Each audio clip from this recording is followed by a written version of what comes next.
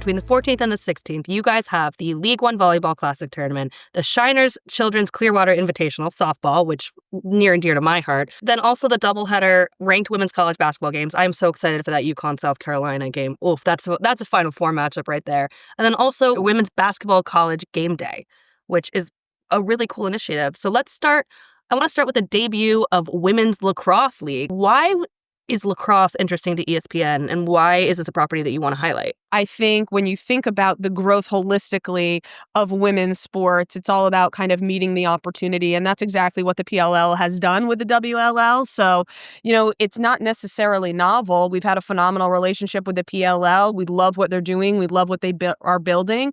And we look forward to kind of driving their business, driving the WLL's business, and further highlighting and amplifying these female athletes. And we're super, super excited about what the WLL adds to our portfolio and kind of where the sport's going. This weekend, you also have Women's Basketball College Game Day, which to me, that seems like a huge deal because you hear game day and you think of the biggest college football matchup of the week that ESPN will be at, even if it's not necessarily an ESPN game.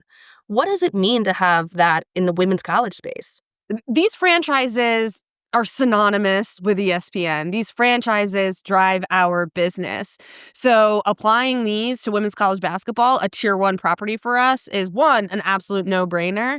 And I'm incredibly excited about, this kind of second half of the season. We're coming outside of football season and we're really heading into women's college basketball season, women's sports season. So I'm excited to serve the fans. I'm excited to kind of bring one of our most powerful franchises to the forefront and highlight women's college basketball as it deserves to be highlighted. We have great leaders that are kind of continuing to set the standard. Meg Aronowitz, longtime ESPN employee who I learn from all the time, is now sitting over top of our women's college basketball property. And you're seeing just, again, a ton of expertise, a ton of intentionality.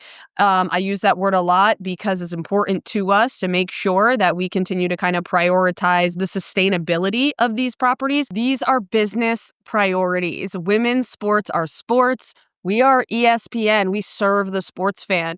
And that's exactly what we're doing. All right. Well, Susie, it has been absolutely great catching up with you and hearing about ESPN's investment in women's sports. And I'm going to let you get out of here because you're about to head out on maternity leave. I am about to head out on maternity leave, and I'm super excited. My family is growing. We're adding another daughter to our little clan.